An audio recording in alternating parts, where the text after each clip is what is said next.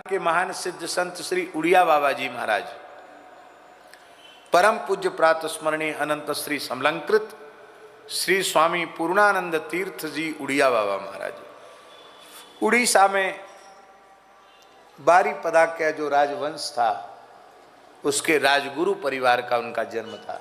बहुत उच्च कोटि के महापुरुष थे श्री उड़िया बाबा जी महाराज।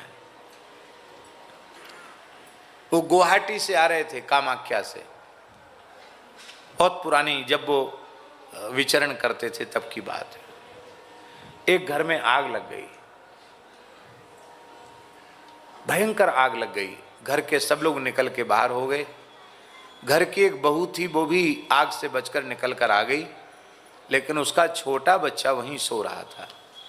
अब आग इतनी तेज हो गई कि छोटा बच्चा कैसे निकले। तो पहले तो वो बच्चे की माँ अपने आप को बचाने के लिए निकल आई, बाद में चिल्लाई, अरे मेरा बच्चा वहां सो रहा है। और अंत में माँ तो माँ ही होती है, माँ उस आग में चली गई।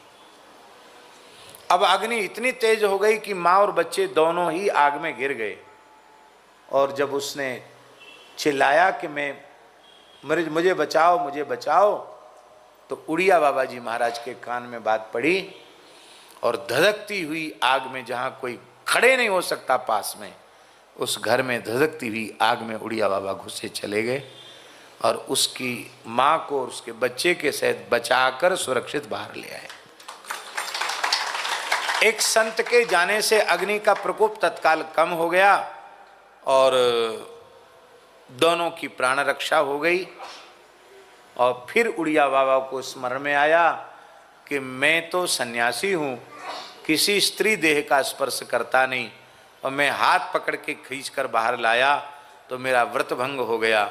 तो 3 दिन तक एक आसन से निर्जल बैठकर उन्होंने उपवास किया, तब आगे बढ़े वो। ऐसा विलक्षण जीवन था उनका।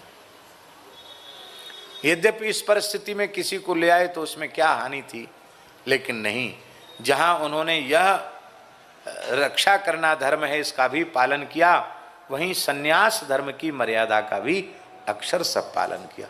ऐसे थे पूज्य संत श्री उड़िया बाबा जी।